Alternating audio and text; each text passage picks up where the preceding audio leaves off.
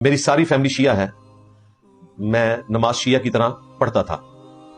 شیعہ سنی کی نماز ہی ہے کہ بھائی اسی طرح ہی پڑھتے رہے، کوئی مسئلہ نہیں. اب مسلم ہونے کے بعد دوسرے طریقے سے نماز پڑھتا ہوں. جب میری فیملی، میرے ماں باپ مجھ سے ناراض ہوتے ہیں تو میں ان کی خوشی کے لیے دونوں نمازیں پڑھ لوں. اور بھائی دونوں طریقے سنت ہے. آپ کو لگتا ہے نماز کا پریکٹیکل نہیں دیکھا. رہا معاملہ وہ ٹکی رکھنے والا، تو بھائی یہ دین میں غلو کیا ہوا انہوں نے، بالکل یہ ان لاجیکل بات ہے. میں نے کئی شیعہ علماء سے اس کے اوپر ڈسکشن کی ہے کہ آپ نے ایک مستحب کام کو ایک ایکٹیویٹی بنا کے پیش کیا کہ لوگ ٹکیاں جیب میں رکھ کے پھر رہے ہیں، قالین کے اوپر بھی ٹکی رکھ رہے ہیں. بھائی اصل جو مقصد تھا سجدے کا وہ تھا ٹو باؤ ڈاؤن، اپنے ماتھے کو اپنے رب کے سامنے جھکا دینا. اب یہ کہنا کہ جب تک مٹی پہ نہیں رکھیں گے سجدہ نہیں ہوگا، بھائی کسی آیت حدیث کے اندر نہیں آیا. افضل ہے کہ مٹی پہ سجدہ کریں، چٹائی پہ کریں، لیکن اس کو اس طریقے سے پریزنٹ کرنا کہ آپ اس کے بغیر سجدے کے قائل نہیں ہوتے. یہ دین میں آپ نے ایک چیز ایسی داخل کر دی ہے جس کی کوئی اصل موجود نہیں ہے.